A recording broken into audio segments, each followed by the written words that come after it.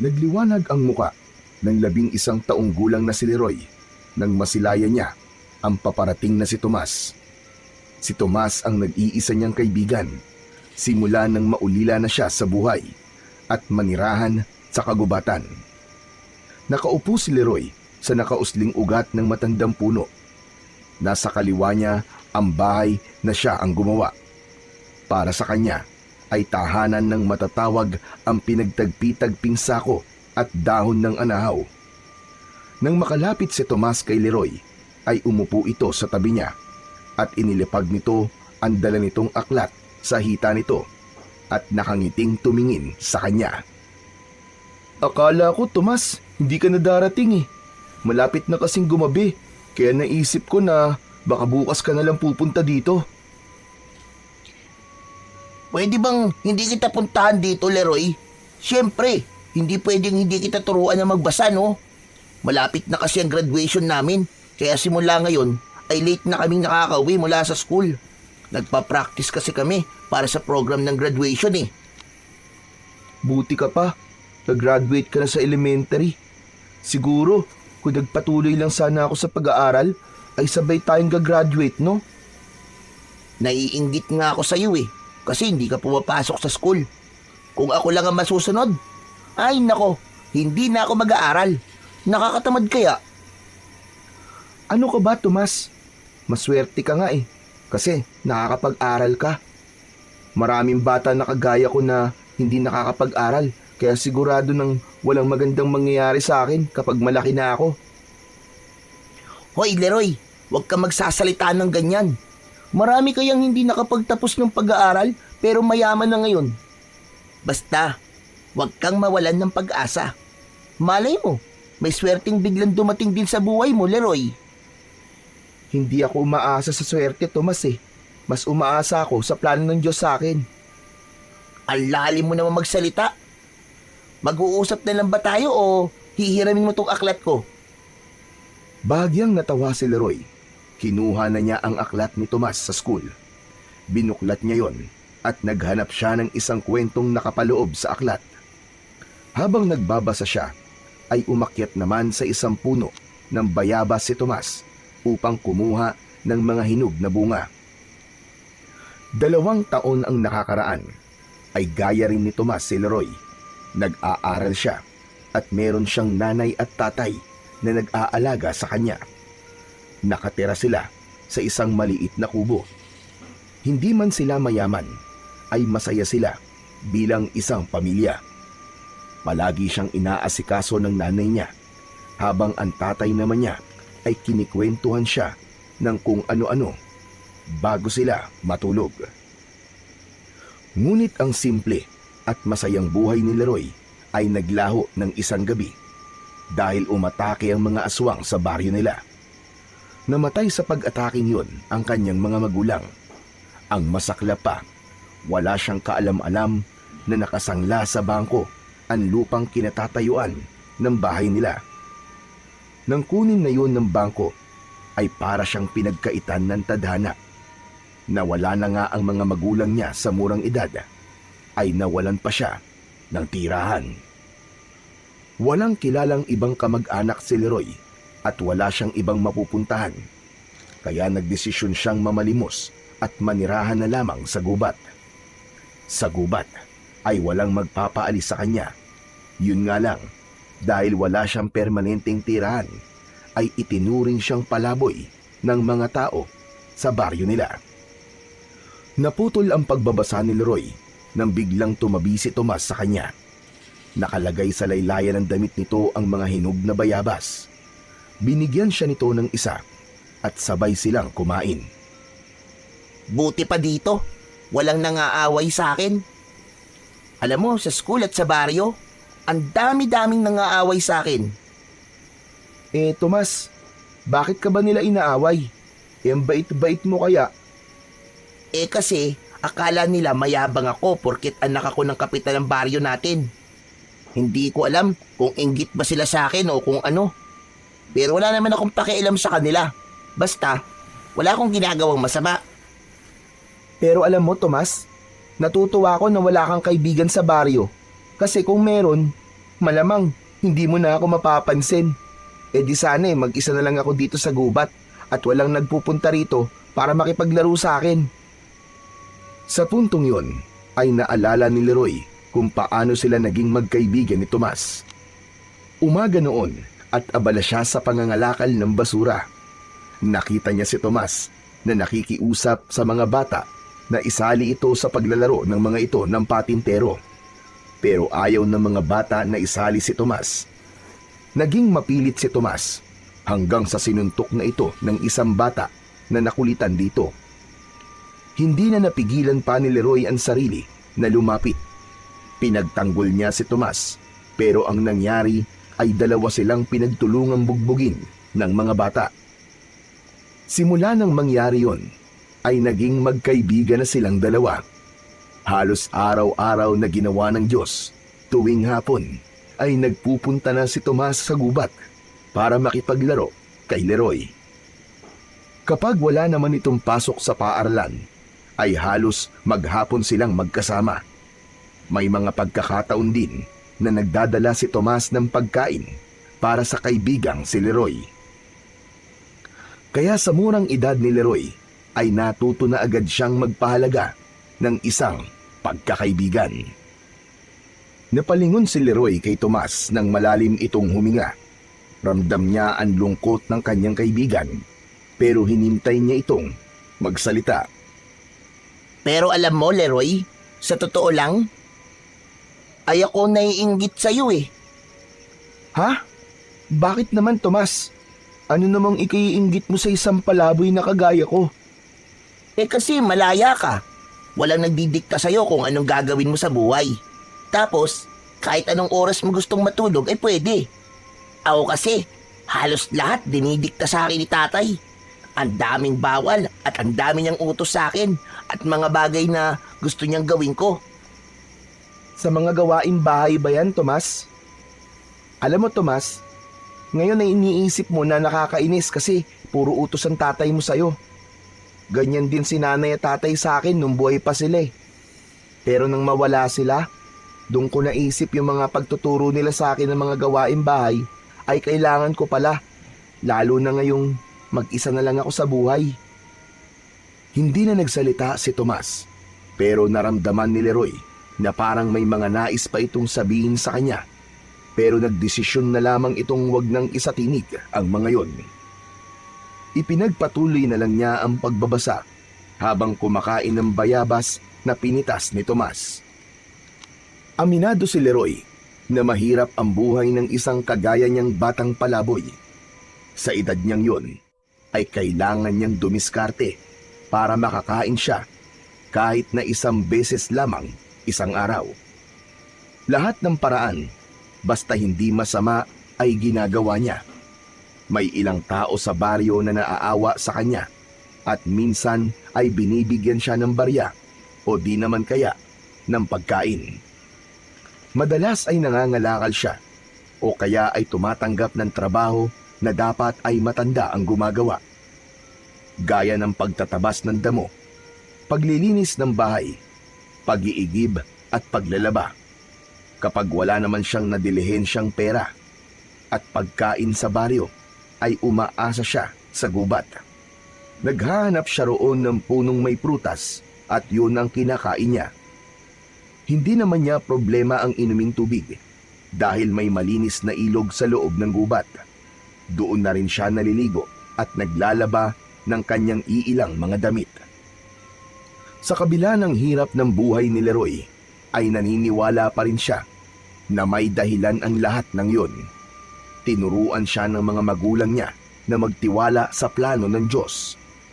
Natutunan niya sa mga ito na huwag siyang panghinaan ng loob dahil sa masasakit at hindi magagandang nangyayari sa buhay niya.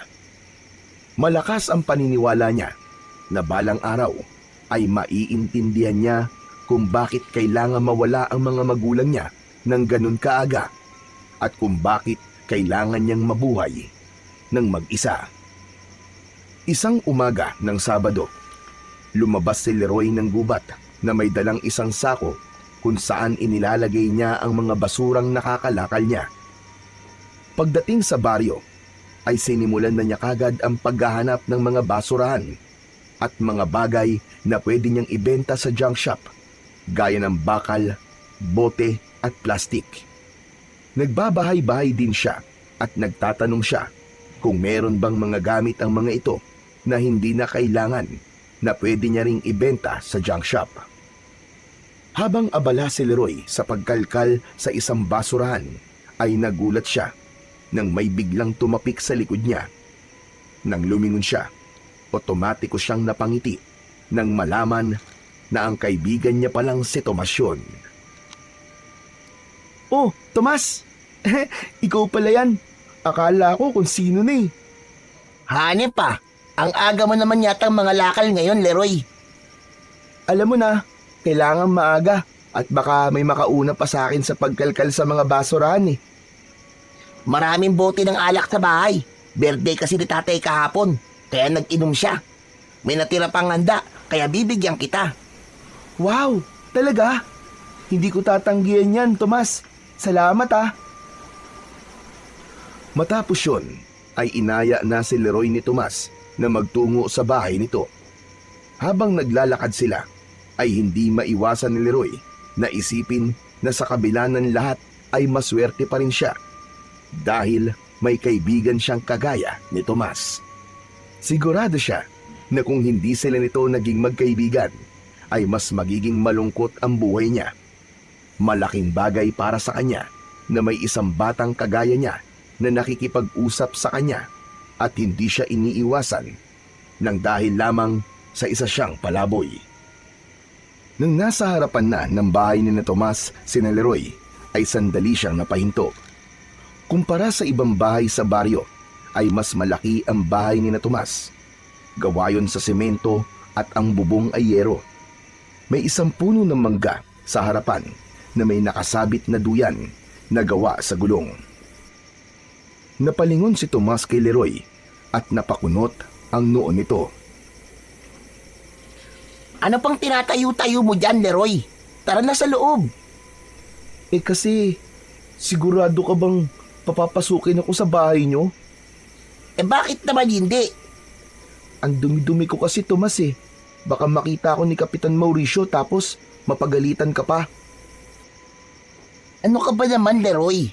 Hindi yun magagalit sa'yo kasi wala ka namang ginagawang masama. Saka, wala si tatay ngayon. Nagpunta siya sa barangay hall kasi may meeting yata sila ng mga kagawad. Tara na, huwag ka na mahiya. Hinawakan ni Tomas ang isang kamay ni Leroy at hinila na siya nito papasok sa loob ng bahay nila. May pag-aalinlangan man ay sumunod na lang siya sa matalik niyang kaibigan. Maayos at malinis ang loob ng bahay nila Tomas. Pinaupo siya ni Tomas sa upuang gawa sa kawayan. Oh, diyan ka lang ha. Ikukuha lang kita ng pagkain sandali. Hintayin mo ako dyan. Nakangiting tumango si Leroy. Nagtungo sa kusina si Tomas at hindi nagtagal ay may dala na itong isang pinggan na may pansit at tinapay. May dala rin itong isang basong tubig. Inabot nito yon sa kanya at agad siyang nagsimulang kumain dahil ang totoo ay gutom na talaga siya dahil kagabi pa siya hindi kumakain. Oh, Leroy, bago ka umuwi, ipagbabalot pa kita para may pagkain ka rin mamaya. Salamat talaga, Tomas ha. Sobrang bait mo sa akin. Eh, mabait ka rin naman sa akin eh. Habang kumakain, ay napansin ni Leroy ang isang litrato na nakasabit sa dingding. Sa litrato ay naroon ang isang babae na may kargang bata. Ininuso ni Leroy ang litrato kay Tomas. Tomas, pwede magtanong? Yun ba ang nanay mo? Magkamukha pala kayo. Ah, oo. Ako nga yung baby na karga-karga niya. Pero Tomas, nasaan pala siya ngayon? Kasi si Kapitan Mauricio lang palagi ang nakikita ko. Ay, oo nga pala, no? Hindi ko pa pala naikikwento sa'yo. Matagal lang patay si nanay. 5 taon pa lang yata ako nun eh. Nagkasakit siya tapos hindi na naagapan. Sorry at natanong ko pa. Parehas na pala tayong walang nanay, Tomas. Pero mas lamang pa rin ako sa'yo. Kasi wala na rin akong tatay. Natawa si Tomas sa biro na yon ni Leroy. Napansin kasi ni Leroy na biglang nalungkot ang kaibigan niya nang mapag-usapan nila ang nanay nito, kaya naisipan niyang magbiro. Oo nga pala. Baka makalimutan ko pa. Yung mga bote ng alak, kukunin ko lang sa likod ah. Nasaan nga pala yung sako mo? Para doon ko na lang ilalagay ng diretsyo. Nandun sa labas, Tomas. Pero ako nang kukuha. Nakakahiya naman sa'yo. Pinakain mo na nga ako tapos ikaw pa ang gagawa nun. Ano ka ba naman? Ayos lang yun. Kumain ka lang dyan. Tapos, kung gusto mo pa ay kumuha ka na lang dun sa kusina. Marami pang pansit dun. Sayang naman kung mapapanis lang.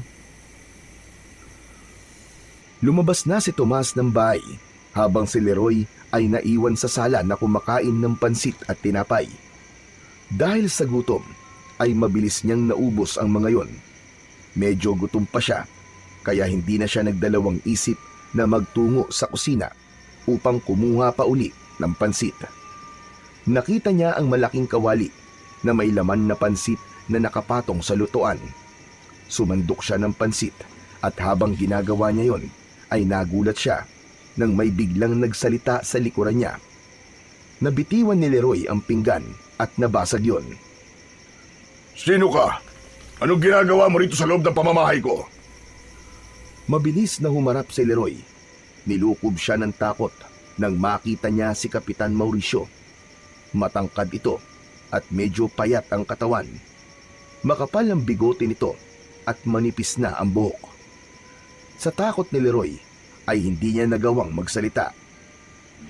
Galit na lumapit si Kapitan Mauricio sa kanya at hinawakan nito ang braso niya ng mahigpit. Sandali lang. Parang namumukhaan kita. Hindi ba ikaw yung batang palaboy? Aba, pumapasok ka na pala ngayon sa bahay ng may bahay, ha? Gusto bang ikulong kita? Magpapaliwanag pa sana si Leroy nang biglang dumating si Tomas. Agad nitong hinawakan ang laylayan ng damit ng kapitan. Tay! Hindi po pumasok dito si Leroy na hindi po nagpapaalam. Ako po nagpapasok sa kanya.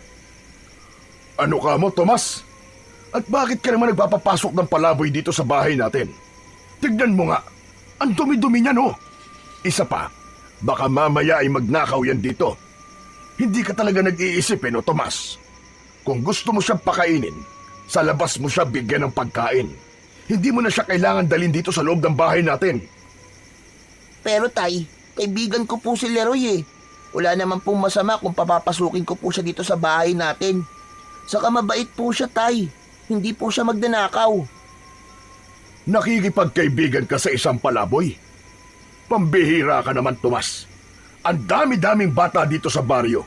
Bakit hindi ka sa kanila makipagkaibigan? Napayuko si Tomas sa tanong na yon ng tatay nito. Naramdaman naman ni Leroy na hindi yun kayang sagutin ni Tomas, kaya nahinuha niyang hindi pa alam ni Kapitan Mauricio ang ginawa ng mga bata sa baryo sa anak nito. Kapitan, mawalang galang na po. Alam ko po ang dahilan kung bakit hindi po nakikipagkaibigan si Tomas sa mga bata po dito. Palagi po kasi siyang inaaway ng mga bata dito sa baryo. Kasi iniisip po nila na mayabang siya porket anak po siya ng kapitan. Tumahimik ang palaboy ka, ha? Hindi ikaw ang kinakausap ko. Tay, totoo po ang sinasabi niya. Lahat po ng bata dito inaaway po ko. At ayaw po nila akong isali kapag naglalaro po sila. Si Leroy po nagtanggol sa akin nung isang beses pong inaway po ako ng mga bata. Kaya po naging magkaibigan kaming dalawa. Sandaling natahimik si Kapitan Mauricio. Tila tinitimbang nito ang mga nalaman nito. Hindi nagtagal ay isang malalim na paghinga ang pinakawalan nito. Tumingin ito kay Leroy. Ikaw, umuwi ka na kung may bahay ka pa. Opo, pasensya na rin po kung nabasag ko po ang pinggan nyo. Tomas, alis na ako ah. Salamat ulit sa pansit at tinapay. Napapahiyang lumabas si Leroy sa bahay ni na Tomas. Kinuha niya ang sako sa labas na may lamang mga bote ng alak. Inabahan siya para kay Tomas dahil baka pagalitan o paluin ito ng tatay niya. Pero naiintindihan niya kung bakit tutol si Kapitan Mauricio na maging magkaibigan sila ni Tomas. Wala naman sigurong magulang ang gugustuhin na isang pulubi o palaboy ang kalaro ng anak nito. Matapos mga lakal, ay nagtungo na si Leroy sa junk shop upang ipagbenta ang mga kalakal na nakuha niya sa araw na yon. Alam niya na malaki-laki ang kikitain niya dahil sa dami ng bote ng alak na ibinigay ni Tomas. Tama ang hinala niya dahil naka-100 piso siya. Masaya na siya kapag ganon ang kinikita niya sa pangangalakal dahil para sa kanya ay malaking halaga na yon. Habang naglalakad si Leroy ay iniisip niya kung bigas ba o tinapay ang bibilhin niya. Naisip niya na tinapay na lang dahil kung bigas pa ay poproblemahin pa niya ang ulam. Papunta na sana siya sa isang tindahan nang mapansin niya ang mga batang tila may pinagkakaguluhan.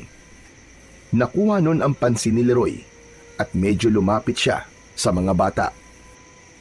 Hindi makapaniwala si Leroy nang makita niya ang isang matandang lalaki na may mahabang puting buhok at mahabang balbas at bigote na puro puti na rin ang pinagkakatuwaan ng mga bata.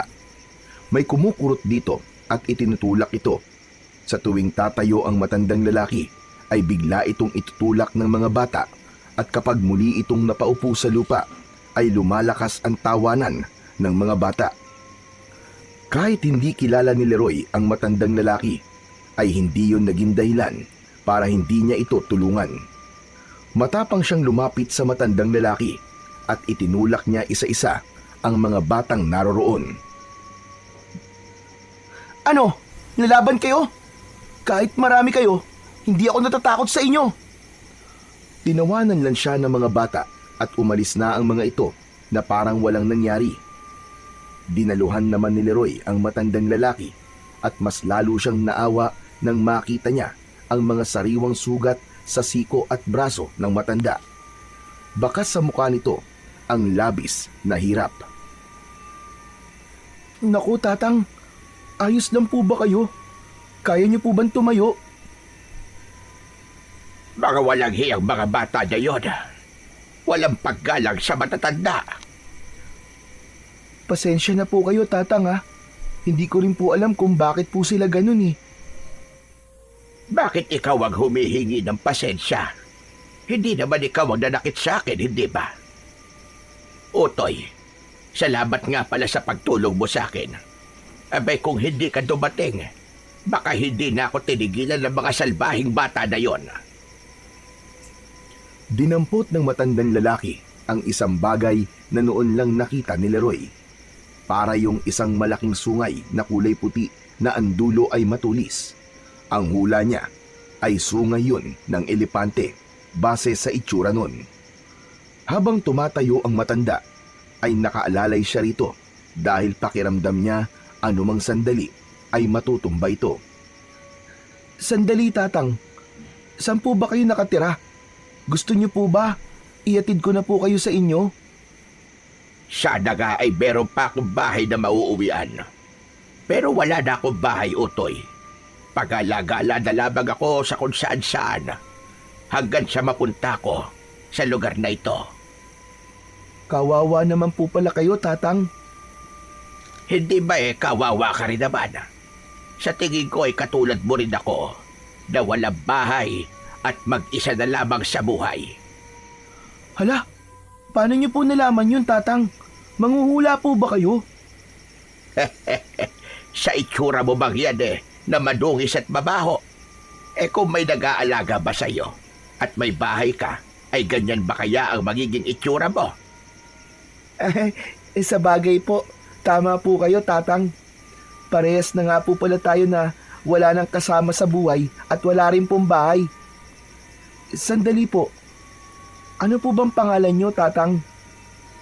Ako si Goryo. Ikaw, sino ka?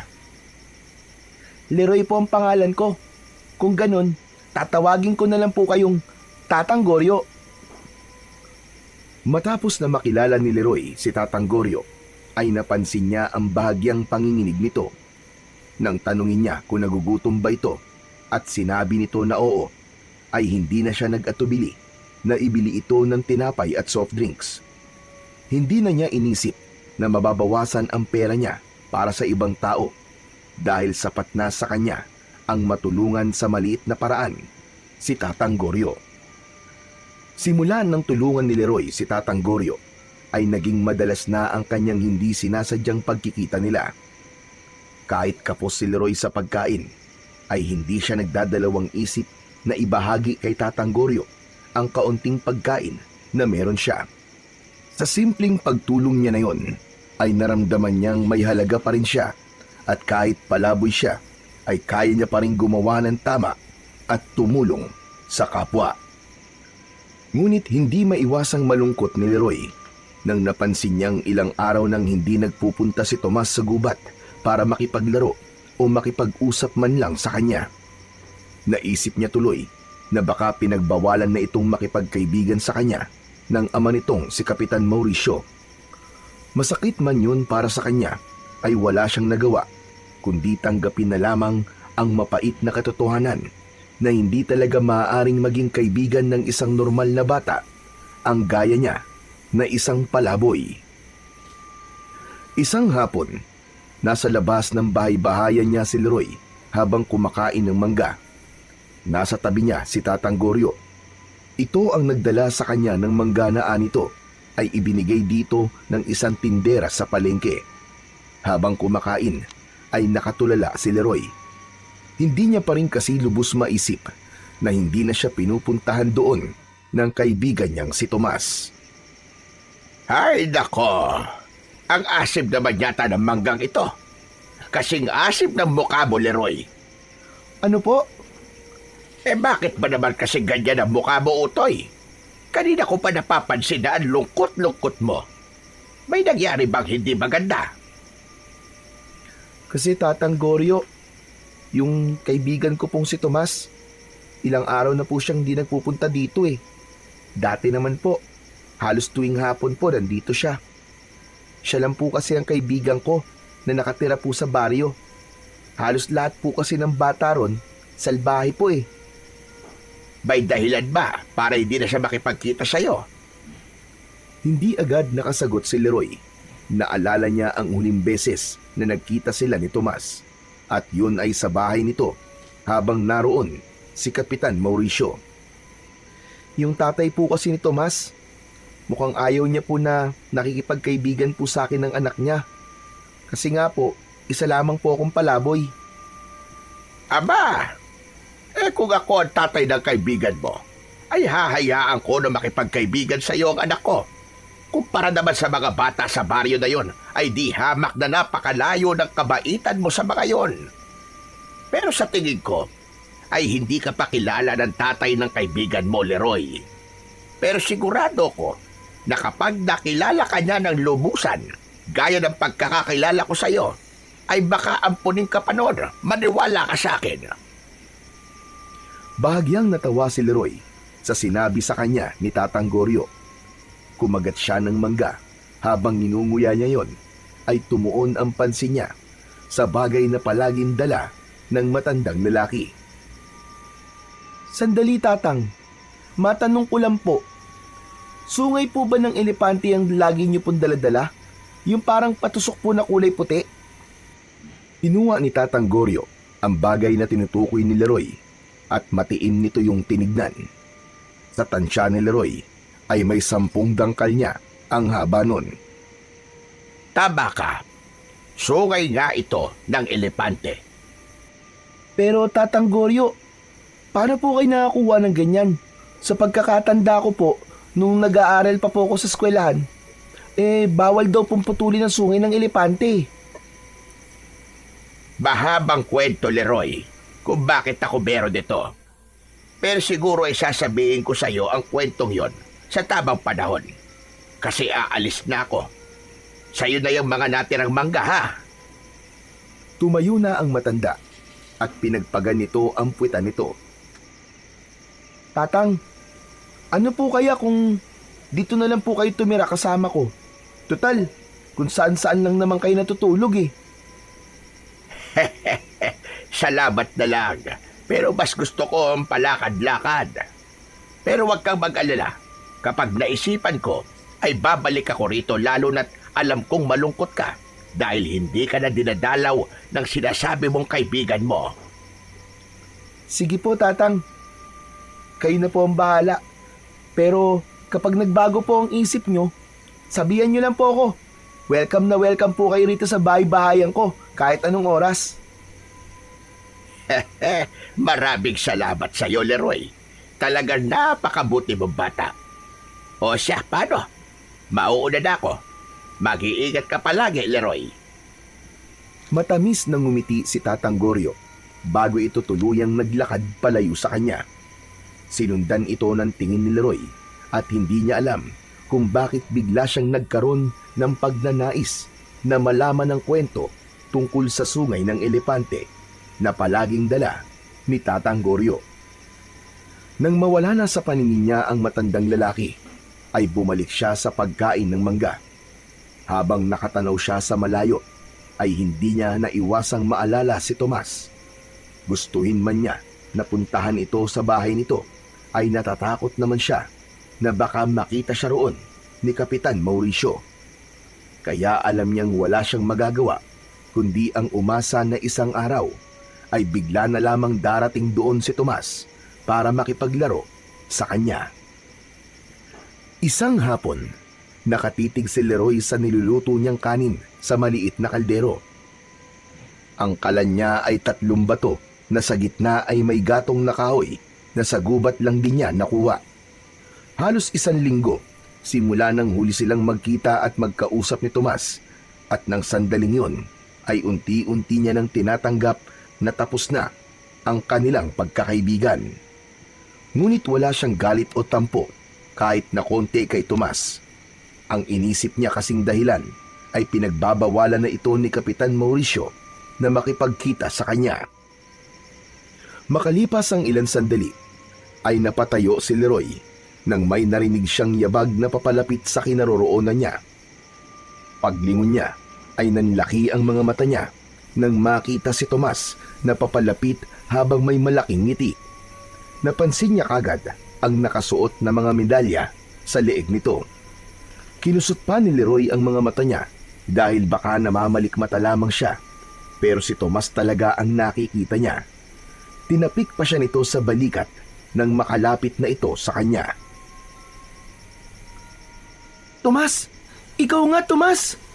Ang tagal mong hindi nagpakita. Pasensya ka na, Leroy ah. Naging abala kasi ako sa graduation namin eh. Halos gabi na ako umuwi mula sa practice. Tapos kanina naman ay ang mismong graduation namin.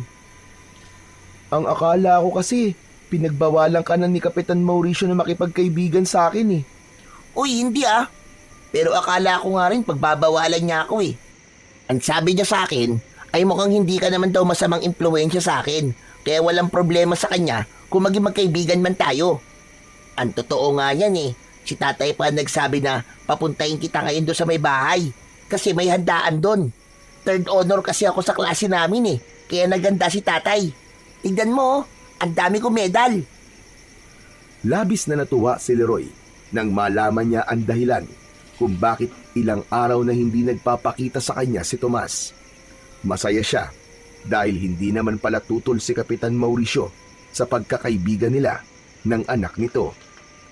Isa-isang tinignan ni Leroy ang mga medalya na nakasabit sa leeg ni Tomas. Wow! Congrats, Tomas ha! Ang galing mo talaga! May best in English at math ka pa ha! Tapos, most babe! Ikaw na talaga! Idol na kita, Tomas! Mamaya mo na nga ako bulayin. Sumama ka na sa akin para makakain ka na ng mga handa ko. Ay, oo nga pala. Pero, nagsasaing na kasi ako eh. Paano kaya to? Bukas mo nalang kainin yan.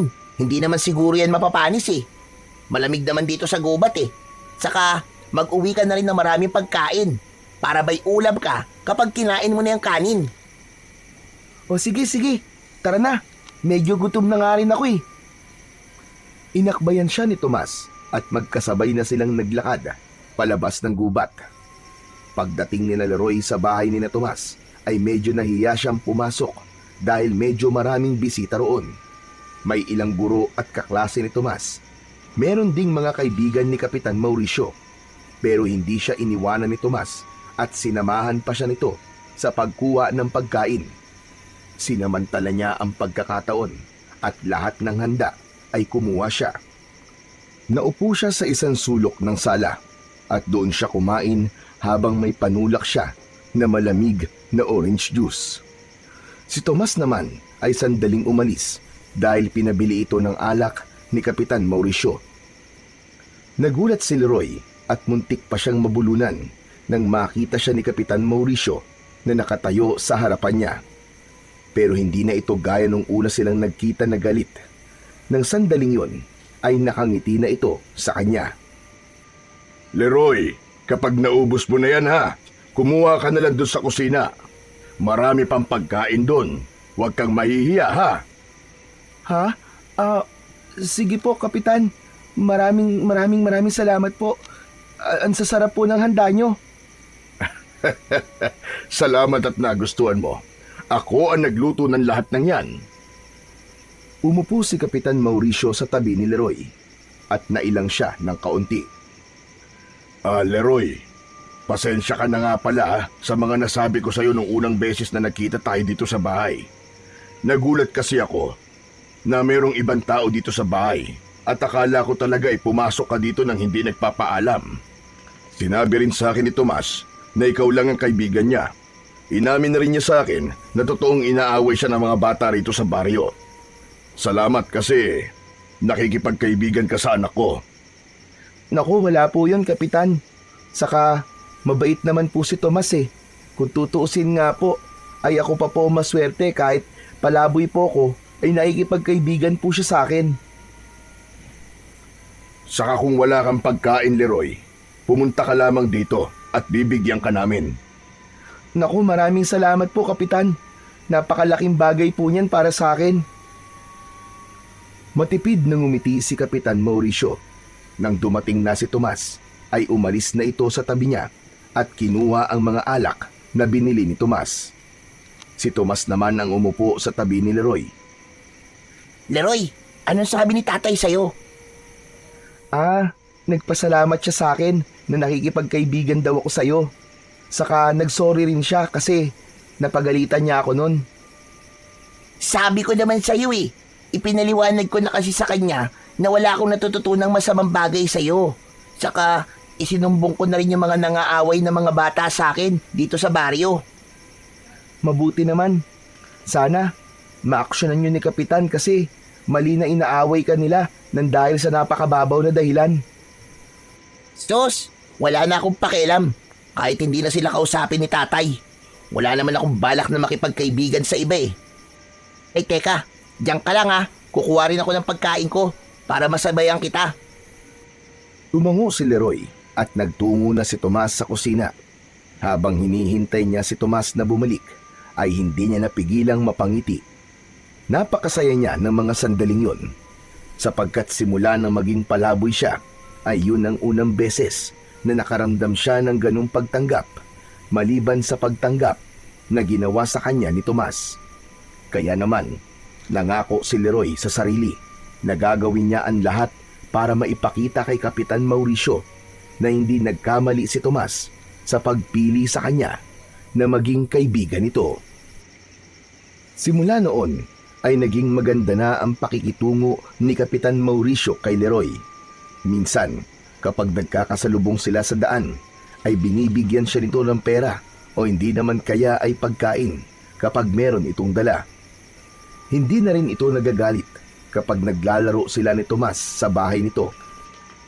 Sa unang pagkakataon, naramdaman ni Leroy na tinanggap na siya ng isang taong may kapangyarihan sa baryo. Ngunit isang umaga, habang kalaro ni Leroy si Tomas, ay napansin niya na wala itong gana. Hanggang sa mga sumunod na araw ay ganun pa rin si Tomas. Madalas itong nakatulala o hindi kaya ay parang wala sa sarili. Naisa na itong kausapin ni Leroy tungkol doon, pero naisip niya na baka pagod lang ito o kaya naman ay sadyang wala lang sa mood. Ganun pa man, hindi naalis ni Leroy sa isip niya na baka may hindi sinasabi ang kaibigan niya sa kanya. Mag-isang kumakain si Leroy sa bahay-bahayan niya. Magana siyang kumakain dahil ang ulam niya ay bigay ni Kapitan Mauricio. Menudo yun na napakasarap ng pagkakaluto at napakalambot ng karne. Habang kumakain siya, ay dumating si Tatang Goryo na dala na naman ang sungay ng elepante. Aba, mukhang ang sarap ng pagkain mo ngayon ah. Umupo si Tatang Goryo sa labas ng bahay-bahayan ni Leroy. Kayo pala, Tatang Goryo. Opo, galing po ito kay Kapitan Mauricio. Kain po tayo, Tatang. Sige lang, kumain ka lang dyan. Kakatapos ko lang, Utoy. Dinalaw lang kita rito dahil ilang araw na tayong hindi nagkikita eh. Baka sabihin mo nakalimutan na kita. Kumusta ka? Ano na ang nangyari sa'yo? Ayos lang po ako, Tatang Goryo. Masaya po ako kasi nagkikita na po ulit kami ni Tomas at payag na po ang tatay niya na maging magkaibigan po kami. Aba, mabuti naman kung ganon. Pero bakit parang may bumabagabag yata sa'yo? Biglang natigilan si Leroy. Ang totoo ay hindi niya iniisip ng mga sandaling yun kung bakit tila wala palagi sa sarili ang kaibigan niyang si Tomas. Kaya nagtaka siya kung bakit tila naramdaman yun ni Tatang Goryo. Sandali lang po, Tatang Goryo. Paano niyo po nalaman? Ang galing niyo po naman. Manghuhula po ba talaga kayo? Sa tanda kong ito ay marami na akong karanasan at marami na akong nakilalang iba't ibang tao. Ang mga bata na gaya mo ay madaling mabasa ang emosyon. Ngayon sabihin mo sa akin, ano bang bumabagabag sa'yo, Leroy? Si Tomas po kasi, Tatang Goryo, yung kaibigan ko. Napapansin ko po kasi na parang palagi po siyang wala sa sarili nitong mga nakaraang araw. Parang meron po siyang problema na hindi niya po sinasabi sa akin. Nahihiya ka bang kausapin siya tungkol sa bagay na yan? Ganun na nga po, Tatang Goryo. Tama po kayo. Hayaan mo lang muna siya. Sabi mo nga ay magkaibigan kayo, hindi ba?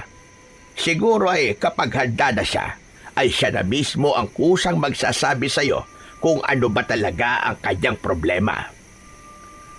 Kahit paano ay gumaan ang pakiramdam ni Leroy sa sinabing yun ni Tatang Goryo. Napagtanto niya na kung meron nga talagang problema si Tomas, ay ito mismo ang magsasabi sa kanya dahil siya lang ang nag-iisa nitong kaibigan. Pagsapit ng gabi, ay inayos na ni Leroy ang higaan niya.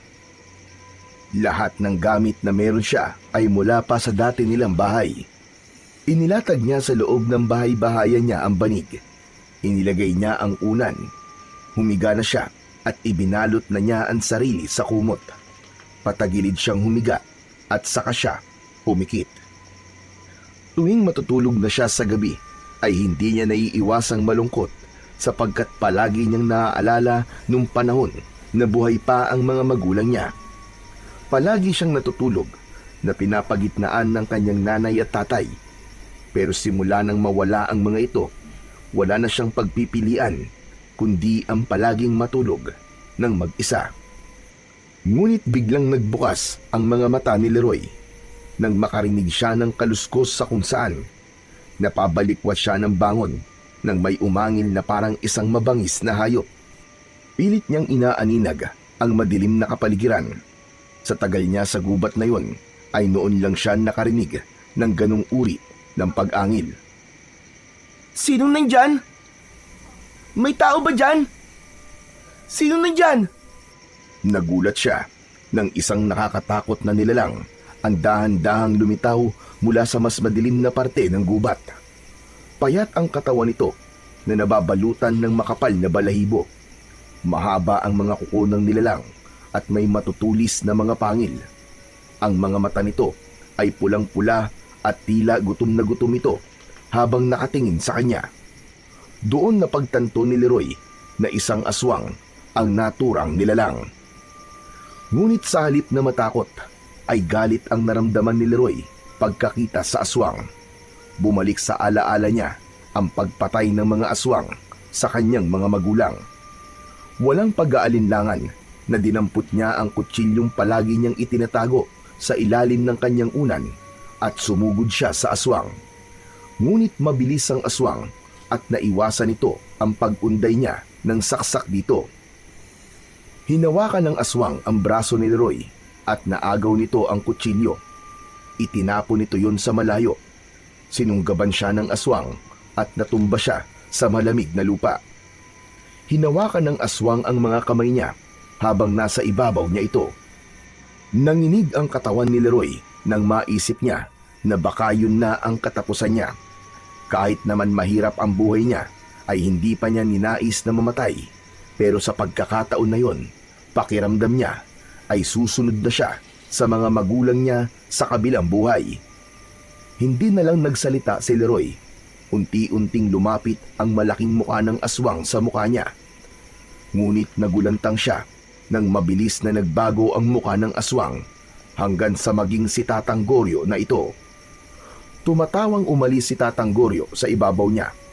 Inilahad nito ang isang kamay para tulungan siyang tumayo, pero umupo siya sa lupa at umatras. Lumayo ka! Lumayo ka sa akin! Aswang ka! Aswang! Hindi ako aswang, Leroy. Maniwala ka. Anong hindi aswang? Kitang-kita ko! Ikaw ang aswang na umatake sa akin! Kung aswang ako, ay dapat patay ka na ngayon at kinain ko na ang lamang loob mo. Sinubukan lang kita, Leroy. Gusto ko makita kung may potensyal ka bang makipaglaban sa mga kampon ng kadiliman. Hindi pa rin nakumbinsi si Leroy sa sinabing yon ng matandang lalaki. Kahit bata pa siya, ay hindi siya kagad naniniwala sa sinasabi nito dahil nakita mismo ng mga mata niya na isa itong aswang. Ay, nako! Bakit ba kasi ganun paraan pa ang naisip ko para subukan ka? Leroy, panahon na siguro para sabihin ko sa iyo kung sino o ano talaga ako. Leroy, ako ay isang ermitanyo na may kapangyarihan na ibinigay sa akin doon ng isang diwata.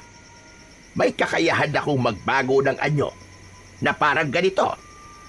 Labis na nagimbal si Leroy nang magpabago-bago ng anyo si Tatang Goryo. Naging isang binata ito, sunod ay matandang babae. Muli itong naging aswang at sa huli ay bumalik na ito sa totoo nitong anyo bilang isang matandang lalaki. Hindi siya makapaniwala na may tao na kaya yung gawin. O ano? Ay, naniniwala ka na ba na hindi ako aswang? Medyo naniniwala na po. Pero bakit niyo po ako inatake? Akala ko po ipapatayin niyo na po ako eh. Gaya ng sinabi ko sa iyo kanina, gusto kitang subukin kung kaya mo bang makipaglaban. At nakita ko na handa ka, Leroy. Ano ang nag-udyok sa iyo na lumaban imbis na tumakbo o matakot? Sandaling natahimik si Leroy dahil ang totoo ay hindi pa niya kayang ikwento sa iba ang mapait na bahagi na yon ng nakaraan niya. Pakiramdam niya kasi kapag sinabi niya yon sa iba ay mabubuksan muli ang sugat sa kanyang puso. Pero naisip niya na sa pagkakataon na yon ay mas mabuting sabihin niya yon kay Tatang Goryo upang malaman nito ang sagot sa tanong nito.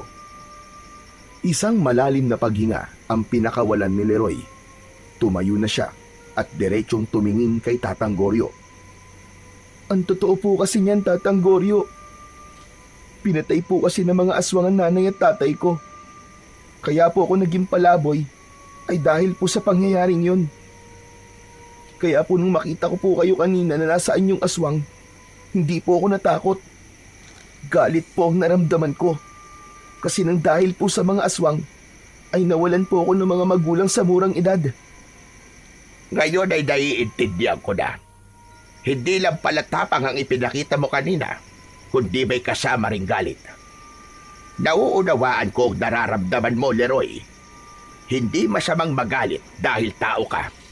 Ngunit tandaan mo na hindi rin magandang magpalamon ka sa galit. Masakit, pero pagtanggap ang kailangan natin sa tuwing may mga bagay na nangyayari na hindi ayon sa ating kagustuhan. Ang dami niyo naman pong sinasabi, Tatang. Pero hindi niyo pa rin po sinasagot ng tanong ko. Bakit po ba kayo nagpanggap na aswang at tinatake ako? Bakit niyo po ako kailangan subukin? Dahil nakita ko sa aking pangitain na may paparating na dilubyo sa inyong baryo. Isang dilubyo kung saan isang malaking pagsalakay ng mga aswang ang mangyayari.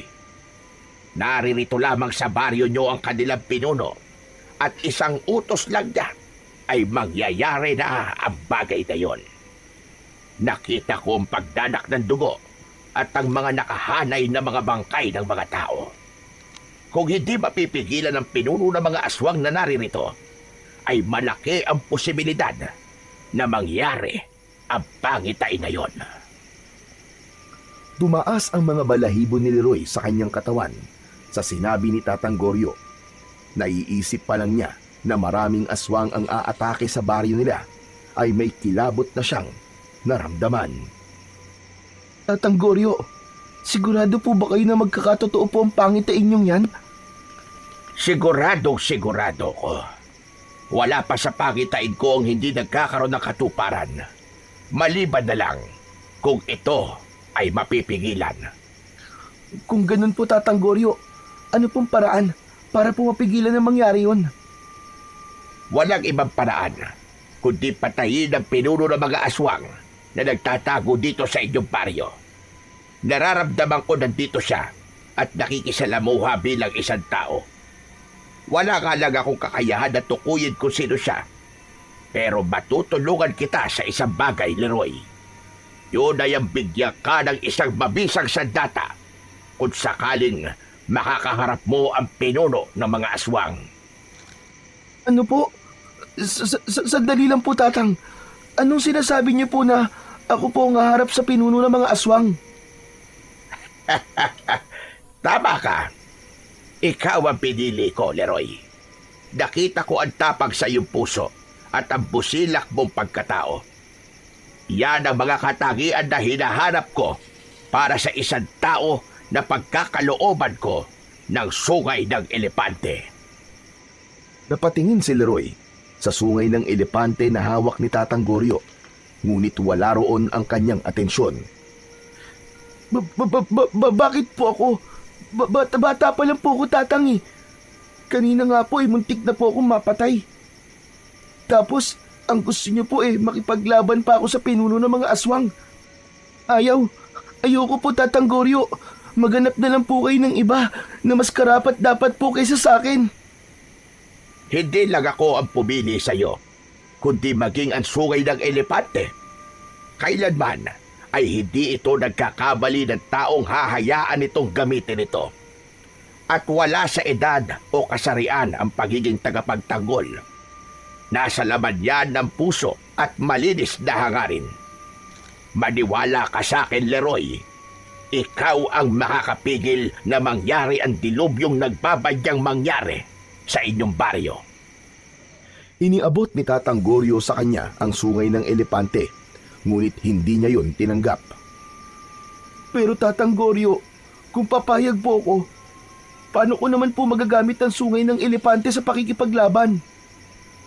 Ito ay hindi nagmula sa isang normal na elepante lamang. Ito ay sungay ng elepante na alaga ng isang makapangyarihang diwata. Bukod sa kapangyarihan na magbago ng anyo, ay ipinagkaloob din niya ito sa akin upang ibigay sa mga taong karapat-dapat. Hindi ikaw ang unang gagamit nito, Leroy. Marami na akong pinagkalooban ng sungay na elepante na ito at lahat sila ay nagtagumpay sa kanilang misyon.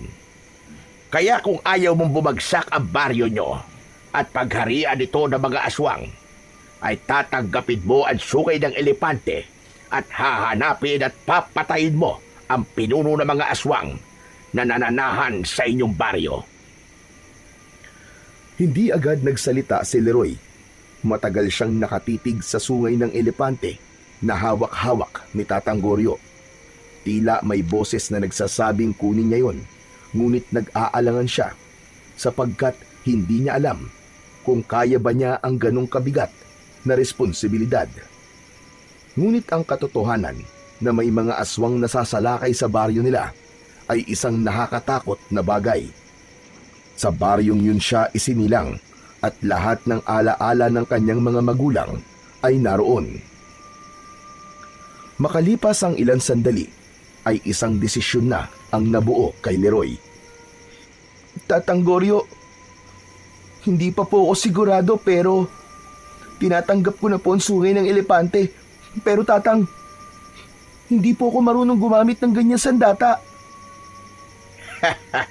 Huwag kang mag-alala.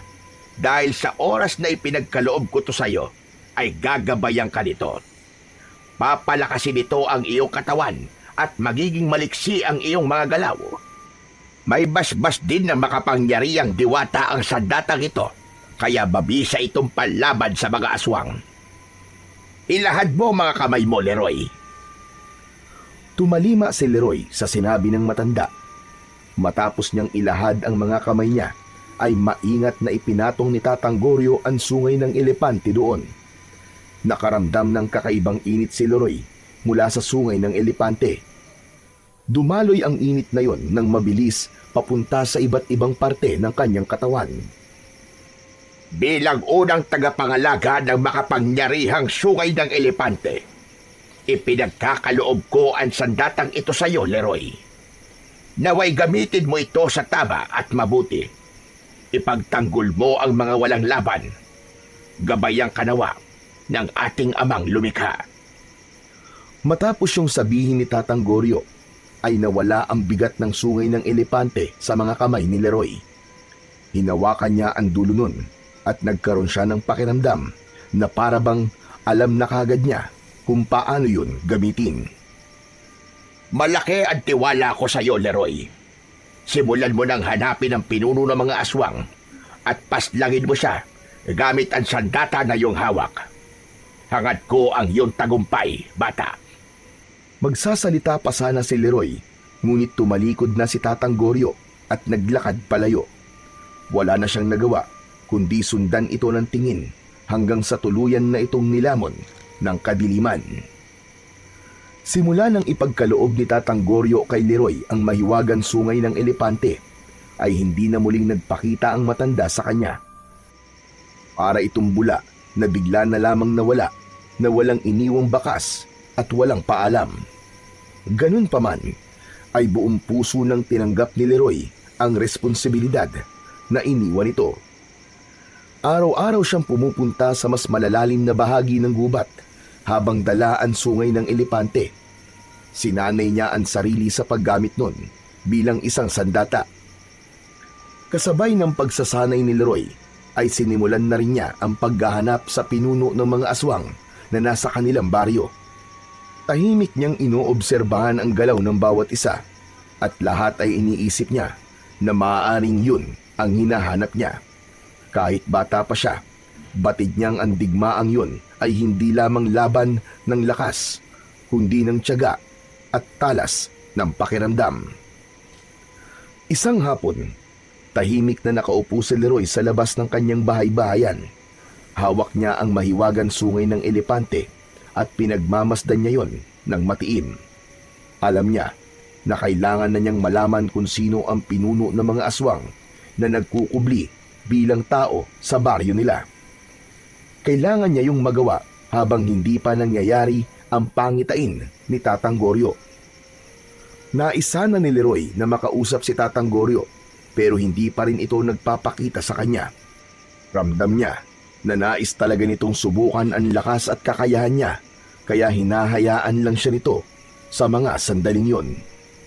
Napalingon si Leroy sa kaliwa nang may narinig siyang yabag ng paa.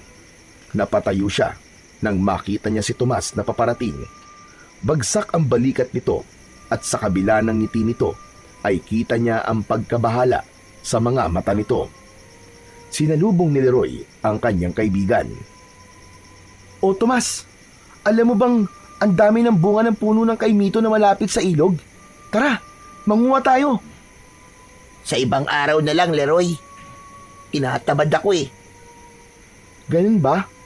O kung gusto mo, manghuli tayo ng tutubi o kaya maligo tayo sa ilog. Hindi nagsalita si Tomas. Naglakad ito at umupo sa nakausling ugat ng isang malaking puno. Tumabi naman si Leroy dito at tinignan nito sa muka ang kaibigan. Bakit parang ang lungkot mo?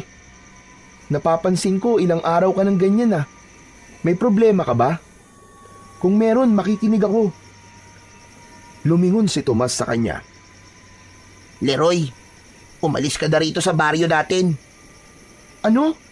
Bakit naman ako aalis dito, Tomas? Basta, umalis ka na.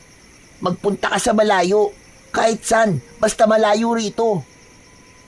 Sandali lang, Tomas. Naguguluhan ako sa iyo eh. Ano ba yun? Bakit mo nga ako gustong paalisin? Ano bang nangyayari? Iniwas ni Tomas ang mga mata nito kay Leroy. Hindi na naman ito nagsalita habang si Leroy ay biglang kinabahan sa sinabi ni Tomas.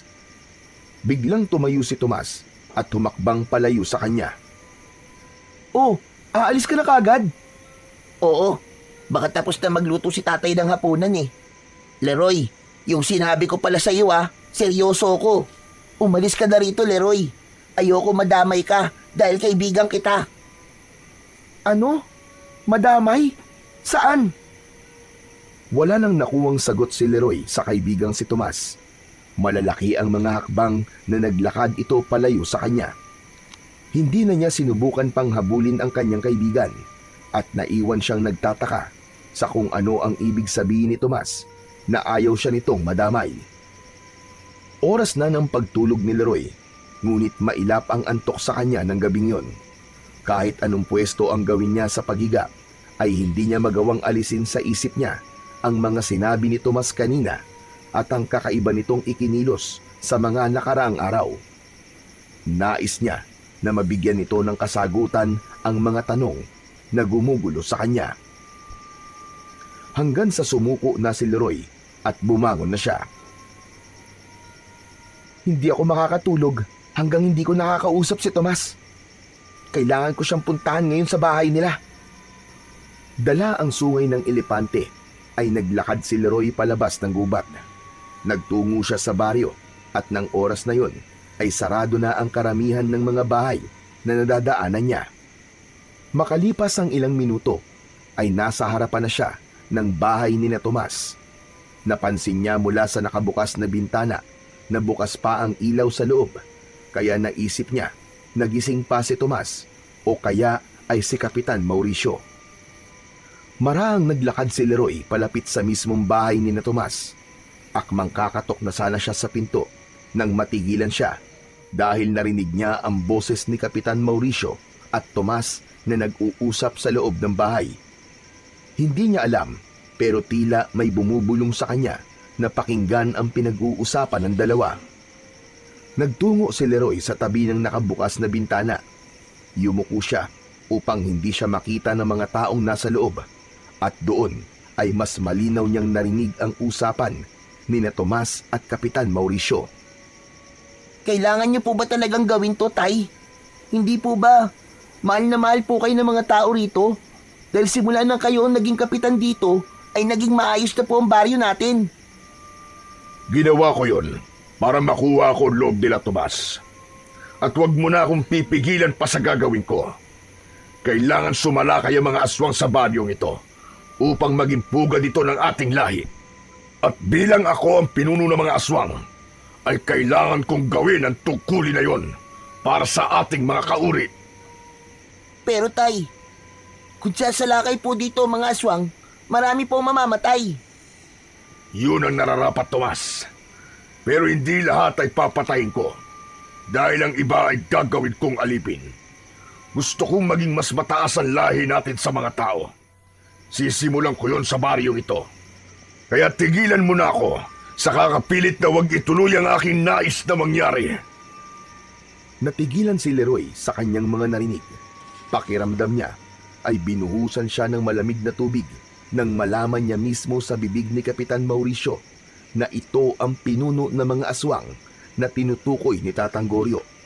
Napagtanto niya na kaya siya nahihirapan na malaman kung sino ang pinuno ng mga aswang ay dahil hindi niya inisip na si Kapitan Mauricio yon, dahil tatay ito ng matalik niyang kaibigan. Doon niya napagtanto na kaya wala si Tomas sa sarili nito nung mga nakaraang araw ay dahil nalaman nito ang plano ni Kapitan Mauricio. Kaya siya nito nais umalis ay dahil nais siya nitong iligtas. Base sa narinig niya ay tutol si Tomas sa plano ng kanyang ama. Sa pagsapit ng kabilugan ng buwan, ay mangyayari na ang pagsalakay ng mga aswang, Tomas. Nais kong manood ka sa gagawin ko at ng ating mga kauri. Kailangan mong makita kung paano kami pumatay ng mga tao. Dahil kapag nasa ustong edad ka na, ay sasalinan na kita ng pagiging aswang. Ayoko, tay. Ayoko maging aswang. At huwag mo sabihin na kauri mo ko dahil hindi mo ako kadugo. Akala nyo ba hindi ko alam na hindi mo naman talaga ako totoong anak? Anak ako ng nanay ko sa ibang lalaki. At kanino mo naman narinig ang kasinungalingang yan? Sa nanay ko po bago po siya namatay. Sinabi niya sa akin ang lahat. Gusto niyang umalis ako sa poder mo. Pero bata pa ako noon. At hindi ko pa kayang mabuhay ng mag-isa. Kaya hindi ako papayag na isalin mo sa akin ang pagiging aswang mo dahil hindi mo ako anak. Nang sandaling yon, ay hindi na nakatiis na sumilip ni Leroy sa bintana. Nanlaki ang mga mata niya nang biglang sinampal ni Kapitan Mauricio si Tomas. Sa lakas ng sampal ay natumba si Tomas at pumutok ang labi. Wala kang utang na loob. Magpasalamat ka at pinalaki kita at binuhay kita kahit anak ka ng nanay mo sa pagkakasala. Kaya bilang kabayaran sa pagtataksil ng ina mo, ay wala kang magagawa kundi tanggapin na darating ang panahon na magiging kagaya rin kita. Mabilis na yumuko si Leroy nang mapansin niyang mapapatingin si Kapitan Mauricio sa bintana. Napapitlag siya nang biglang sumarado ng malakas ang bintana. Hindi na rin siya nagtagal doon dahil baka mahuli pa siya ng kapitan. Tahimik siyang naglakad papalayo, dala ang mga revelasyon na parang bombang sumabog sa kanyang harapan. Nang makarating si Leroy sa bahay-bahayan niya sa gubat, ay pabalik-balik siyang naglalakad sa iisang direksyon. Hindi siya mapakali hanggang sa sandaling yon ay pilit pa rin pinoproseso ng utak niya ang lahat ng kanyang natuklasan. Si Kapitan Mauricio ang pinuno ng mga aswang at hindi niya tunay na anak si Tomas. Kung ganun, kailangan kong iligtas si Tomas kay Kapitan. Kung ayaw ni Tomas na maging aswang, ay mas lalo kong dapat na mapatay si Kapitan. Dahil doon, ay mas lalong tumibay ang determinasyon ni Leroy. Hindi na lang yun laban para sa mga tao sa baryo nila, kundi laban na rin yun para sa buhay ng kanyang nag-iisang kaibigan na si Tomas. Kinabukasan ay nagtungo si Leroy sa bahay ni Tomas. Lakas loob siyang kumatok sa pinto ng bahay na yon dahil nais niyang makausap ang kanyang kaibigan. Gusto niyang malaman ito na handa siyang tulungan ito kung gusto nitong tumakas o lumayo kay Kapitan. Alam niya na sa pagkakataon na yon ay higit siyang kailangan ni Tomas. Ngunit nakailang katok na si Leroy ay wala pa rin nagbubukas ng pinto. Napatitig siya sa seradura at nang ikutin niya yon ay nalaman niya na hindi yon nakakandado. Binuksan niya ang pinto at tuluyan na siyang pumasok. Nang pagsilip niya ay wala siyang nakitang tao. Tomas? Tomas, nandito ka ba? Ako to, si Leroy. Tahimik ang buong bahay at walang nakuwang sagot si Leroy hanggang sa napatingin siya sa isang pinto na nakasarado. Lalapit na sana siya roon nang bigla niyang narinig ang maotoridad na boses ni Kapitan Mauricio. Anong ginagawa mo rito, Leroy? At sino ang nagbigay sa'yo ng permiso na pumasok ka dito? Ay, sorry po Kapitan. Pero kumakatok po kasi ako kanina eh. Kaya alam po wala po nagbubukas ng pinto.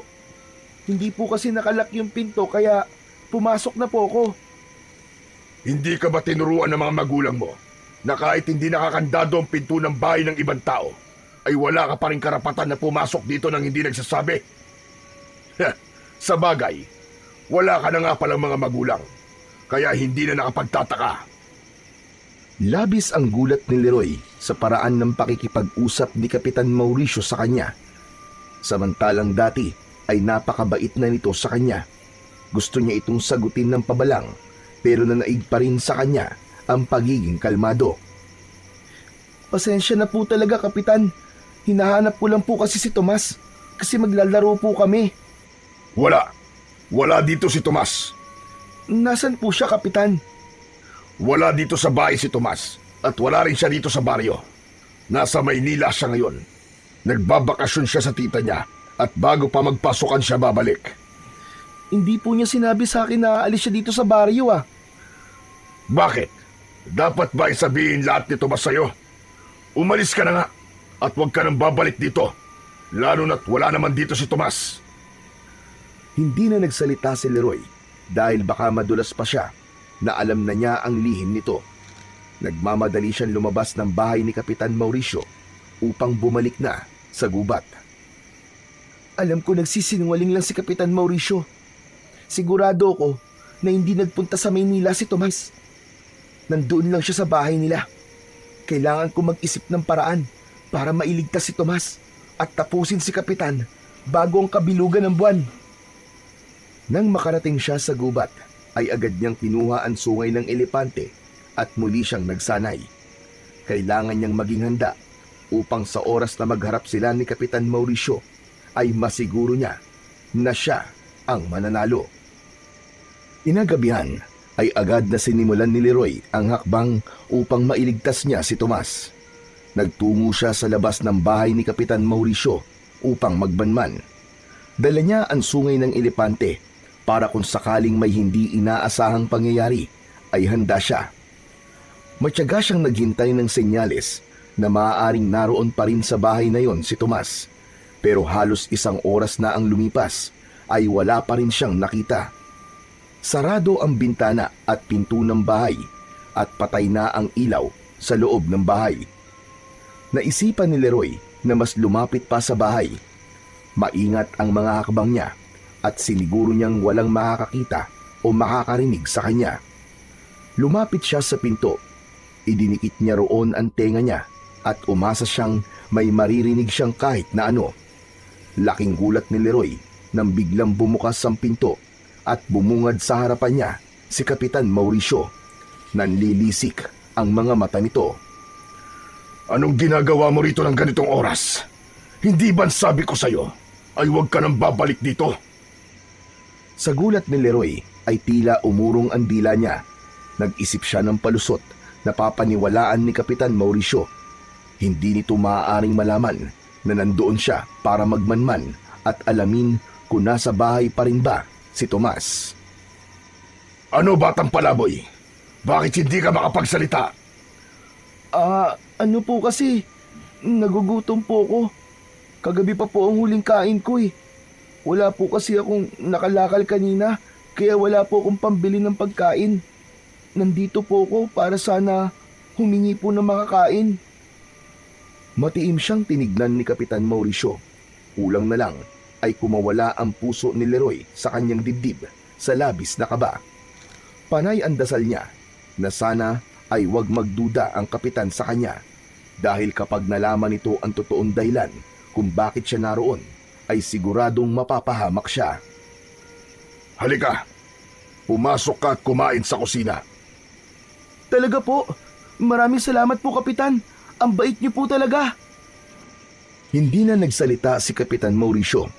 Tumalikod na ito at naglakad patungo sa kusina. Pumasok na si Leroy sa bahay at pasimple niyang iginala ang paningin sa paligid. Mabilis niya yung ginawa dahil baka mapansin siya ng kapitan. Pagdating niya sa kusina ay umupo na siya. Binigyan siya ni Kapitan Mauricio ng kanin at pritong tilapia. Pagkatapos mong kumain ay umalis ka na. At ang gusto ko, ito na ang huling beses na pupunta ka rito. Tapos na ang pagtulong namin sa iyo ni Tomas. Masyado ka nang umaabuso at ultimo 10 oras ng gabi ay nagpupunta ka rito para makikain. Nako, sorry po talaga Kapitan Mauricio. Hindi po kasi ako makatulog dahil po sa gutom eh. Pero kailan po ba ang balik ni Tomas? Nakakamiss po kasi siya. Wala na po kasi ako makalaro eh. Babalik siya rito bago magsimula ang klase. Sige na, bilisan mo na ang pagkain dyan at hugasan mo yung pinagkainan mo pagkatapos. Nakangiting tumango si Leroy at sinimulan niya ng kumain, habang si Kapitan Mauricio naman ay pumasok sa isang kwarto. 2 ang kwarto ron at alam niya na ang isang pinto ay ang silid ng kanyang kaibigan. Habang kumakain ay nakatitig sa pintong yun si Leroy at tila nais niyang tumayo at pasukin ang naturang silid. Yun nga lang ay pinapangunahan siya ng takot na mahuli siya ni Kapitan Mauricio. Iba na rin ang pakiramdam ni Leroy habang nasa loob siya ng bahay ni Kapitan Mauricio at hindi na yun kagaya ng dati na kampante siya. Simula nang malaman niya na ang kapitan ang pinuno ng mga aswang na hinahanap niya, pakiramdam niya anumang sandali ay may hindi magandang mangyayari. Kaya kasabay ng pagmamatsyag niya ay alerto siya at nakapatong sa hita niya ang sungay ng elepante. Bumalik si Leroy sa gubat na bigong malaman kung nasa bahay pa ni Kapitan Mauricio si Tomas. Hindi niya maiwasang isipin na baka nasa panganib ito o may nangyayari na ritong hindi maganda. Kaya nang makarating siya sa kanyang bahay-bahayan ay agad siyang nagdasal na bigyan ng Diyos ng proteksyon si Tomas. Matapos magdasal ay naupo lang siya sa nakausling ugat habang nakatingin sa kawalan. Hanggang sa sandaling yon ay hindi pa rin siya makapaniwala na isang napakabigat na responsibilidad ang nakaatang sa kanyang balikat. Bakit kasi hindi pa nagpapakita si Tatang Goryo sa akin hanggang ngayon? Kung kailan kailangan ko siya, saka naman siya biglang nawala. Parang pinagtitripan niya ako ah. Tatang Goryo, nasan ka na ba? Matapos yung sabihin ni Leroy ay nagulat siya at napatayo nang makita si Tatang Goryo na lumabas mula sa dilim. Maaliwalas ang ngiti nito habang naglalakad palapit sa kanya.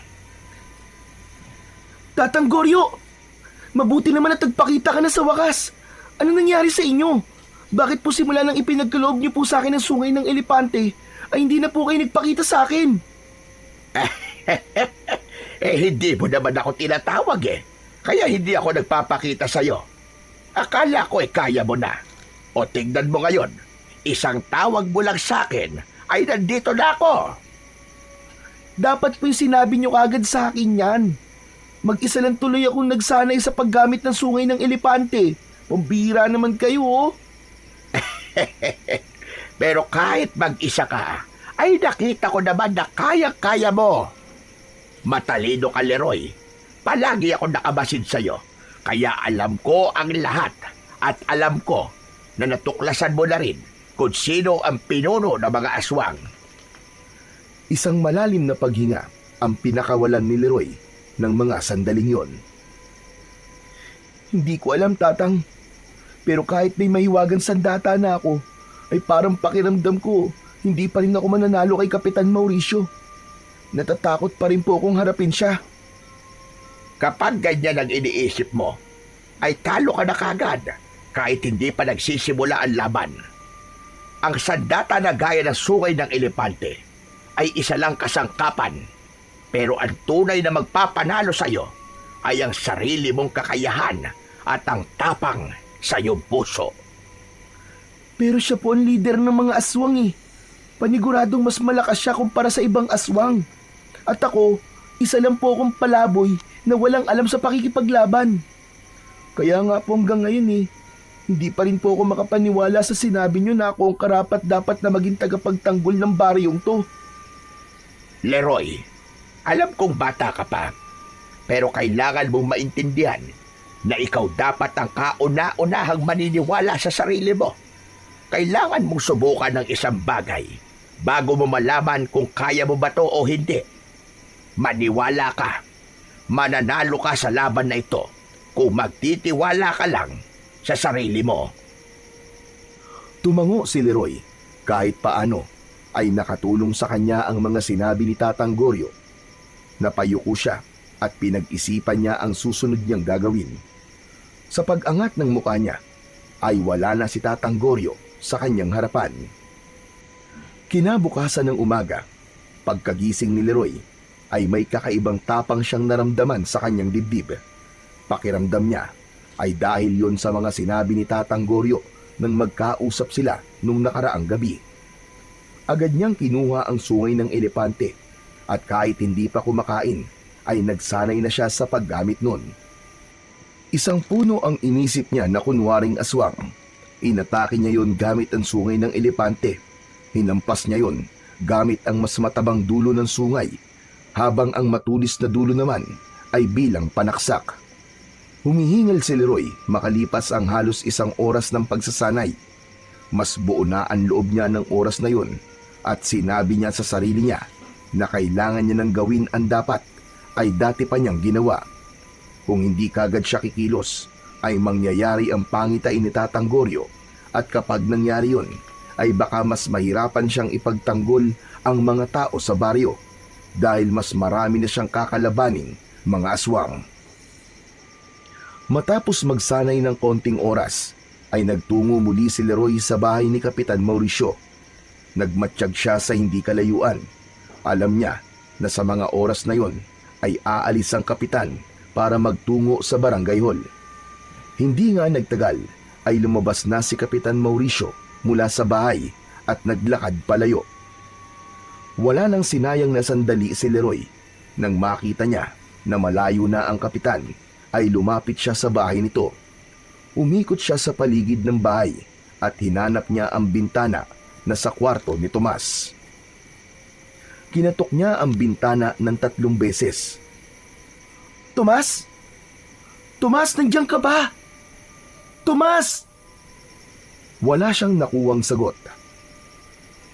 Kung nandiyan ka sa loob, ay gumawa ka ng ingay. Katukin mo ng 3 beses tong bintana. Naghintay ng ilang segundo si Leroy. Malakas ang kabog ng dibdib niya habang naghihintay ng pagkatok mula sa loob. Ngunit wala pa rin siyang narinig. Siguro nga'y wala talaga dito si Tomas. Tumalikod na si Leroy, pero nakakaisang hakbang pa lamang siya nang may kumatok ng 3 beses mula sa loob ng bahay ni Kapitan Mauricio. Bumangon ang pag-asa sa puso niya at bumalik siya sa tabi ng bintana. Tomas! Tomas, ikaw ba yan? 3 katok ang sumagot sa kanya. Kailangan mo ba ng tulong, Tomas? Muli ay nakarinig si Leroy ng 3 magkakasunod na pagkatok. Huwag ka mag-alala. Ililigtas kita. Bahagyang lumayo si Leroy sa bintana. Maigpit niyang hinawakan ang sungay ng elepante gamit ang 2 niyang kamay. Itinapat niya ang matulis na dulo nun sa bintana at ubod lakas niya yung isinaksak doon. Agad na nabutas ang bintana. Sunod na ginawa niya ay paulit-ulit niyang hinampas ang mas matabang dulo ng sungay sa bintana. Sa lakas ng pagkakahampas niya ay 3 beses niya lang yun hinampas. Nasira na kagad ang bintana. Pagsilip ni Leroy sa loob ay hindi siya makapaniwala sa kalagayan ni Tomas doon. Nakatali ang mga kamay nito at maging ang mga paa. May piring ang mga mata nito at may busal sa bibig. Kaya pala hindi ito makapagsalita ay dahil doon. Pumasok siya mula sa sinira niyang bintana at una niyang inalis ang piring at busal sa bibig ni Tomas. Iyak nang iyak si Tomas nang makita nito si Leroy. Tulungan mo ako, Leroy. Ayoko na dito. Si tatay, isa siyang aswang. At plano niyang utusan na sumalakay dito sa baryo ang mga alagad niyang aswang. Tulungan mo ako, Leroy. Alam ko, Tomas. Alam ko na yun. Narinig ko ang pag-uusap niyo nung gabi na pumunta ako rito. Kasi kakausapin sana kita para tanungin kung bakit gusto mong umalis ako dito sa baryo. Alam ko na rin na hindi ka niya anak. Pero saka na tayo mag-usap. Kailangan makaalis na tayo dito bago pa bumalik si Kapitan Mauricio. Mabilis na kinalag ni Leroy ang pagkakatali ng mga kamay at paa ni Tomas. Inilalayan niya itong makatayo at makalabas mula sa bintana. Nasilaw si Tomas nang sumalubong dito ang liwanag sa labas. Napagtanto ni Leroy na matagal itong nakapiring dahil hindi ito sanay sa liwanag. Magkahawak ng kamay na patakbong lumayo sina Leroy at Tomas sa bahay ni Kapitan Mauricio. Pagdating nila sa bahay-bahayan ni Leroy sa gubat, ay pinainom muna niya ng tubig si Tomas. Hinayaan niya itong makabawi ng lakas kahit paano. Ano ba nangyari? At itinali ka ni Kapitan Mauricio? Tutol kasi ako sa gusto niyang mangyari, Leroy. Tinakot ko siya. Nasasabihin ko sa mga tao ang sikreto niya, kaya itinali niya ako at ikinulong sa bahay. Ayoko na dito, Leroy. Kapag nakuha ulit ako ni tatay, ay baka tuluyan niya na akong gawing aswang. Umalis na tayo dito. Magpunta tayo sa malayong lugar. Kapag umatake ang mga aswang, ay baka mamatay tayo sa dami nila. Hindi, Tomas. Hindi ako maaaring umalis. May tungkulin ako na kailangan gampanan sa baryo natin. Ikinalulungkot ko. Pero kailangan kong harapin at patayin ng tatay mo para hindi na matuloy ang pagsalakay ng mga aswang dito sa baryo. Wala na akong pakialam kung anong gagawin mo sa kanya. Dahil alam kong hindi niya ako itinuring na anak. Tsaka hindi naman niya talaga ako anak eh. Inalagaan niya lang ako para sa pansarili niyang interes. Pero Leroy, paano mo lalabanan ng isang pinuno ng mga aswang? Hindi sa minamaliit kita, pero baka mamatay ka lang. Wala kang dapat na ipag-alala, Tomas. Dahil may ibinigay na sandata sa akin ng isang ermitanyo, si Tatang Goryo. Ano? Sino naman si Tatang Goryo? Siya yung matandang lalaki na tinulungan ko noon. May kapangyarihan siya. At sabi niya sa akin, ay ako daw ang pipigil sa pagsalakay ng mga aswang dito sa baryo natin. Kinuha ni Leroy ang sungay ng elepante at ipinakita niya yon sa kaibigan niyang si Tomas. Ipinaalam niya rito ang pinagmulan ng makapangyarihang sandata na yon at kung paano niya yon magagamit sa pakikipaglaban sa mga aswang. Pero Leroy, sigurado ka bang kaya mong talunin si tatay? Kailangan kong subukan, Tomas.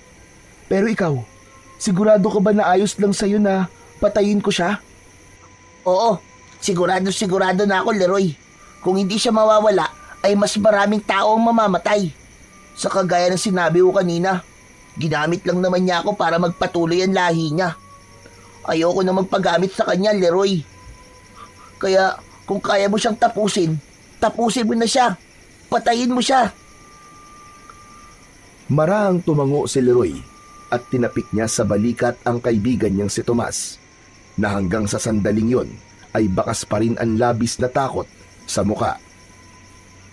Pagsapit ng gabi ay nakaupo si Leroy sa nakausling ugat, habang si Tomas naman ay pinatago niya dahil may hinala sila na pupunta si Kapitan Mauricio roon para hanapin si Tomas.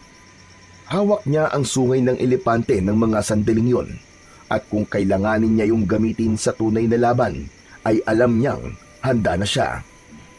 Hindi nga nagkamali si Leroy dahil makalipas lamang ang ilang sandali, ay dumating na si Kapitan Mauricio na may dalang lampara.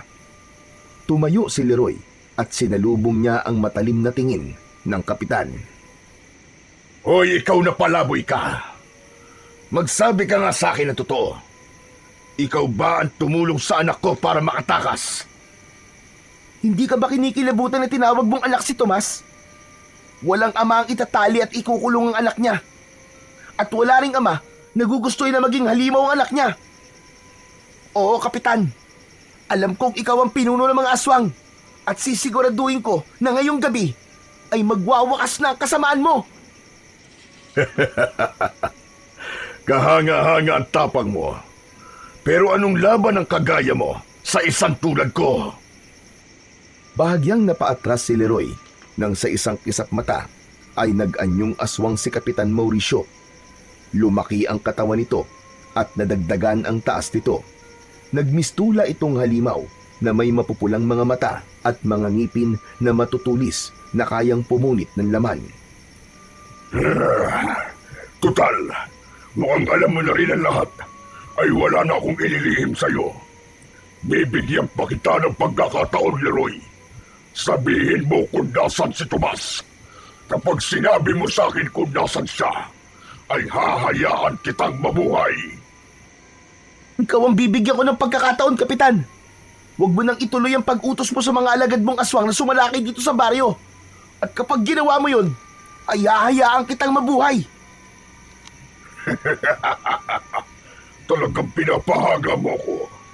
Pero yung tapang mo na yan, ang papatay sa'yo. Mali ka, Kapitan. Nagkakamali ka. Dahil ang tapang na to, ito ang tatapos sa'yo.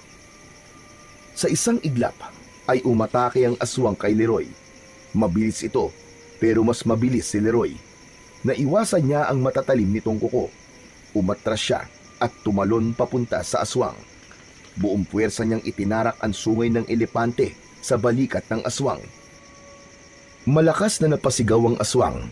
Matalim ang mga matang tumingin ito kay Leroy at naramdaman na lamang niya ang pagbaon ng mga kuko nito sa tagiliran niya. Agad na binunot ni Leroy ang sungay ng elepante sa aswang at umatras muna siya ng ilang hakbang. Anong klaseng sandata yan? Sa tingin mo ba ay magagawa mo ko mapatay gamit lang ang sungay ng kung anong hayop? Hindi nagsalita si Leroy. Sinapu niya ang sugat niya sa tagiliran. Ramdam niya ang pag-agos ng dugo mula roon. Pero hindi niya hinayaan na panghinaan siya ng loob. Mas lalo pa niyang naramdaman ang lakas na ibinibigay ng sungay ng elepante sa kanya, na parabang alam nito na kailangan niya yon ng sandaling yon. Mabilis na tumakbo si Leroy papunta sa pinuno ng mga aswang. Iniumang nito ang mga kuko nito, pero nang malapit na siya sa aswang ay pumihit siya sa kanan at pumesto sa likod ng kalaban. Malakas siyang sumigaw at hinawakan niya ng dalawa niyang kamay ang sungay ng elepante. Itinarak niya sa likod ng aswang ang sungay at agad siyang umatras bago pa ito makaganti. Galit naman na humarap ang aswang at ito naman ang umatake. Mabilis itong nakalapit kay Leroy. Sinakal siya nito at ibinalibag sa lupa. Bumagsak si Leroy ng pasadsad at umubos siya at may dugong lumabas sa kanyang bibig. Tumayo si Leroy nang hindi inaalis ang tingin sa aswang. Sa muling pag-atake sa kanya ng pinuno ng mga aswang, ay iniwasan muna niya ang mga kalmot at sunggab nito. Naghintay siya ng tamang pagkakataon upang siya naman ang umatake. Hanggang sa sinubukang kalmutin ng aswang si Leroy, mabilis siyang yumuko at walang pagdadalawang isip na itinarak niya ang sungay ng elepante sa tiyan nito. Lumagpas sa likod ng aswang ang dulo ng sungay at nang hugutin niya yon, ay agad itong bumagsak sa lupa. Tumayo si Leroy sa tabi ng aswang habang sumusuka ito ng dugo. Mula naman sa likod ng isang puno ay lumabas si Tomas. Lumapit ito kay Leroy at tinignan nito ang aswang na tila naghihingalo na. Itinaas ng aswang ang isa nitong kamay habang nakatingin kay Tomas. Anak ko, tulungan mo ko. Huwag mong hayaan na mamatay ako.